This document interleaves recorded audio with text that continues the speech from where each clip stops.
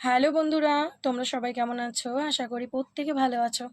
তো চলো দেখে নেব এই মুহূর্তে তুমি যে মানুষটার কথা ভেবে রিডিংটা দেখছো তার মনে তোমায় নিয়ে কী চলছে, তার কারেন্ট ফিলিংস তোমার জন্য কী রয়েছে। চলো দেখে নেওয়ার চেষ্টা করবো। Thank you universe, please guide. আচ্ছা, ডেথ কার্ড এসছে। তো এখানে দেখতে পাচ্ছি একটা তোমার পার্সনে কিন্তু ট্রান্সফরমেশন হচ্ছে, হ্যাঁ, বিগ ট্রান্সফরমেশন হচ্ছে, এবং তোমাদের সম্পর্কটা তো এন্ড হয়ে গেছে দেখতে পাচ্ছি, যার কারণ কিন্তু সে আজকের দিনে খুবই ডিস্টার্ব। 5 অফ কাপসের এনার্জি নেগেটিভ হয়ে রয়েছে, মন মেজাজ পুরো খারাপ। আজকে যদি তার কাছে কোনো অপশানস রয়েছে, তার লাইফে অনেক কিছু বিগ বিগ অপরচুনিটি রয়েছে, তাও তার কাছে কী নেই, সে তার ফোকাসটা সেই দিকেই রয়েছে, এবং তার কাছে আজকের দিনে কী নেই, তুমি।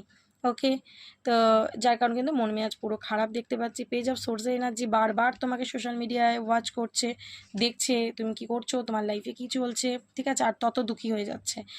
2 অফ কয়েন্সের কার্ডটা এসছে। তো দেখো, নিজের লাইফে ব্যালেন্স তো করে চলতে চাইছে, বাট পারছে না, ঠিক আছে। কোনো একটা জায়গা দিয়ে যেন ঘুরে ফিরে সেই নেগেটিভ এনার্জিতেই সে ঢুকে পড়ছে। যত তোমাকে দেখছে তত উইক হয়ে যাচ্ছে মনের দিক থেকে, ঠিক আছে।